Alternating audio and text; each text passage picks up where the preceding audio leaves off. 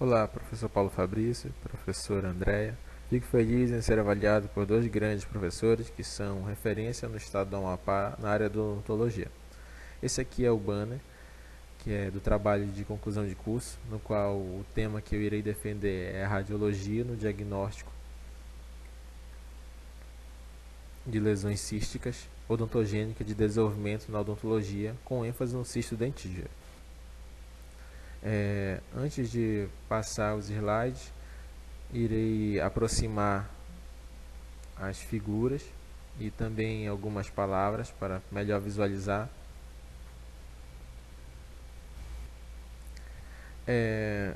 Para começar falando sobre a introdução, com o surgimento da radiologia por volta do século XVIII, o físico alemão Wilhelm Conrad Röntgen descobriu meio que por acidente o raio-x, e foi ele o próprio no qual que fez a primeira tomada radiográfica da história, onde ele registrou a mão da sua própria esposa, Beta Röntgen, e, e durou por volta de 25 minutos essa exposição. E com essa descoberta, com o passar dos tempos, uma grande preocupação, pois havia a especulação que o raio-x poderia ser usado para violar a intimidade das mulheres. E ao passar dos tempos, as pessoas foram criando interesse sobre o potencial que o raio-x poderia trazer para aquela época e sobre no diagnóstico e até mesmo financeiro. Antes mesmo do raio-x, ele já era usado nas sapatarias nos Estados Unidos, e não era usado como é hoje, né, usado na área da medicina, na área da odontologia, e era usado para outros fins. E naquela época, o raio-x foi considerado o marco histórico para aquele século. E logo após, somente dia 14 de 1 de 1896, foi realizada a primeira radiografia dental, pela também alemão Otto Frankfurt. Essa tomada radiográfica durou 25 minutos. Com o passar dos tempos, a radiologia também foi avançando e começou a ser usada na odontologia, tornou-se essencial para auxiliar no diagnóstico de planejamento de tratamento nos consultórios. Só que antes desse surgimento da radiologia, só era possível diagnosticar se houvesse um corte com bisturi, que tinha que haver uma incisão visual à lesão. Ou seja, a descoberta do raio-x proporcionou aos médicos, cirurgiões dentistas, a possibilidade de enxergar dentro do órgão humano, sem abri-lo. A radiologia é um pilar auxiliar no diagnóstico de lesões. Existem muitas lesões que assolam a cavidade bucal. Irei destacar algumas lesões, porém a que irei destacar melhor é o cisto dentígeno. Entre as lesões odontogênicas temos o cisto de lâmina dentária, o cisto de erupção, o cisto primordial, entre outros, e muitas lesões que são odontogênicas que poderiam ser citadas aqui. E aqui irei falar o cisto dentígeno, que é o mais comum entre o cisto odontogênico. Pode estar relacionado com a coroa de um dente não irrompido, com o dente normal ou supranumerário. Raramente está relacionado a um dente descido. Essa lesão pode ser chamada de cisto folicular também. Temos aqui uma imagem, figura 1, que retrata a letra A e B. A primeira é uma radiografia.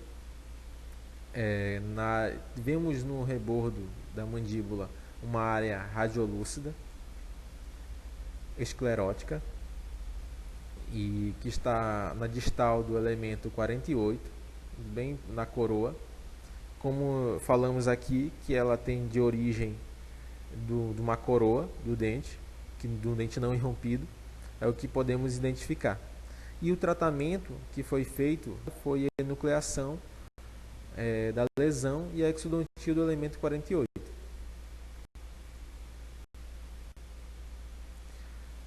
Os objetivos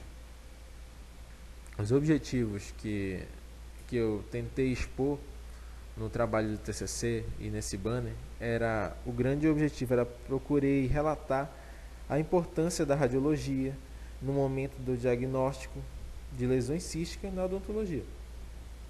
E tudo isso, e também mostrar o avanço marcante para a humanidade, que foi essa descoberta.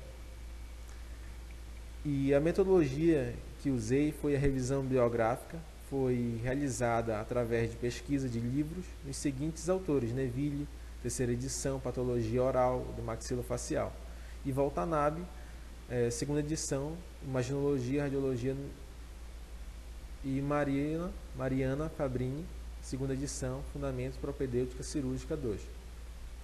E os livros foram nos últimos 11 anos que busquei extrair esse conhecimento para poder expor a vocês.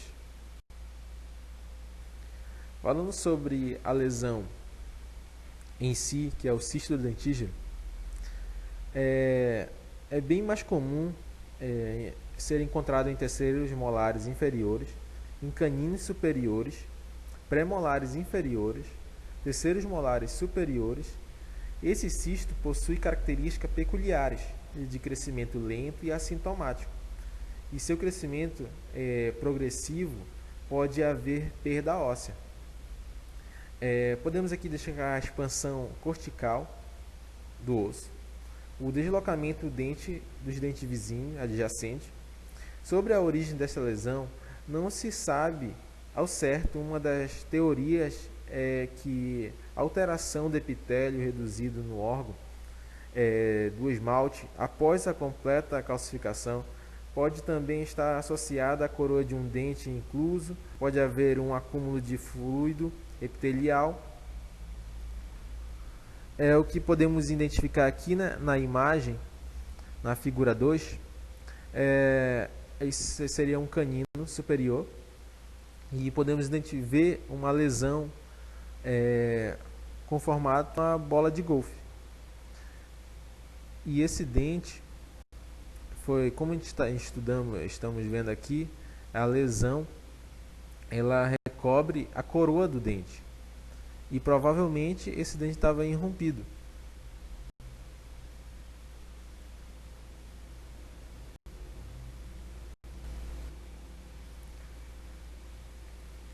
Bom, as características radiográficas podemos visualizar uma área radiolúcida,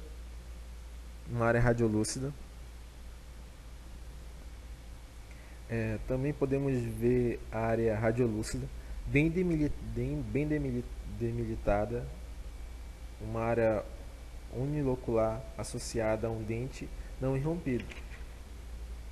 Esse cisto dentígeno tem a margem bem esclerosada, definida, o que nos remete a um crescimento lento, e em alguns casos o dente adjacente encontra-se reabsorvidos.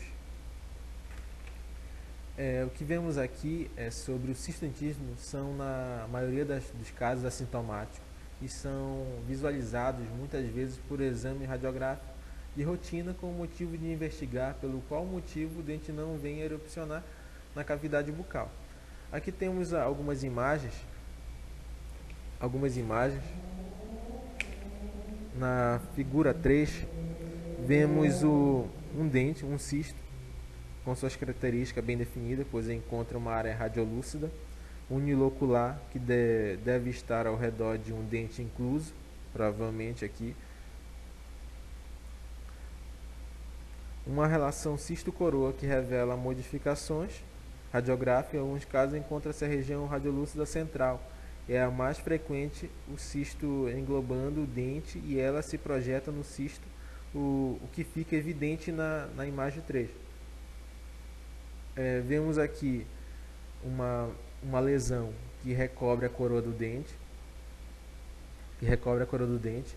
e o cisto dentígeno é dividido em 3 partes, classificações: o cisto lesão central, lateral e a circunferencial. Na figura 4, é uma variante lateral. Possui características geralmente relacionadas a terceiros molares mesmo.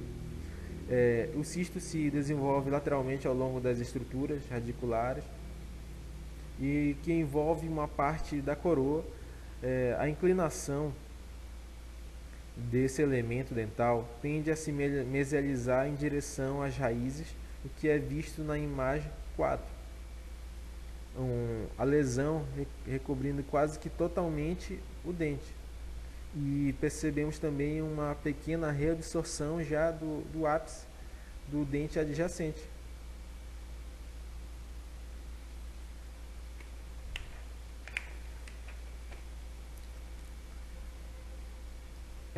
Na figura 5, é de suma importância a compreensão das variantes do cisto dentígeno. Entre as variantes destaca-se o cisto dentígeno circunferencial, que é o mais agressivo entre eles, pois o cisto circunda a coroa e prolonga-se até a raiz. A impressão obtida é que o dente está dentro de um cisto, e em alguns casos pode ser visto clinicamente a expansão, deslocamento do dente. Segue o que percebemos aqui na imagem, o dente, e já percebemos até uma pequena reabsorção do ápice, e ele se prolonga ao longo da mandíbula todinha. Isso pode prejudicar, muito prejudicial até o tratamento desse paciente. Então, quero dizer que a radiologia ela é muito importante, pois é através desses métodos que encontramos uma solução para o tratamento do paciente. O diagnóstico desses cistos são bem comum nos consultórios. A conclusão: a radiologia tornou-se indispensável para a odontologia, pois através da radiologia que hoje podemos identificar uma possível lesão. Conclui-se que o cisto dentígeno está relacionado com a coroa de um dente impactado ou irrupção. É considerado uma lesão benigna, de desenvolvimento lento, que remete grande curiosidade e faz o estudo dessa lesão, tão comum que pode ser diagnosticada em radiografias ou outros exames complementares, para chegar a uma conclusão. Mas preciso mais estudos nessa área, com mais embasamento em métodos radiográficos. E sobre o surgimento desta lesão, porém, há uma dificuldade de encontrar estudos realizados, pois os livros que eu encontrei eram bastante desatualizados e muito antigos. E até mesmo artigos no qual eu li não frisavam muito bem sobre a lesão. Aqui temos as referências. Usei o livro Arita, da Arita, autora, que é Imaginologia e Radiologia Odontológica. Também usei o autor Freitas, que é Patologia Oral Maxilofacial, e Fabrini, e Fundamentos para a Propedêutica Cirúrgica 2. Quero dizer meu muito obrigado, professores, professor Andréia, professor Paulo Fabrício. Meu nome é Bruno Gabriel, esse foi a minha apresentação de TCC, Odontologia 2021. Meu muito obrigado.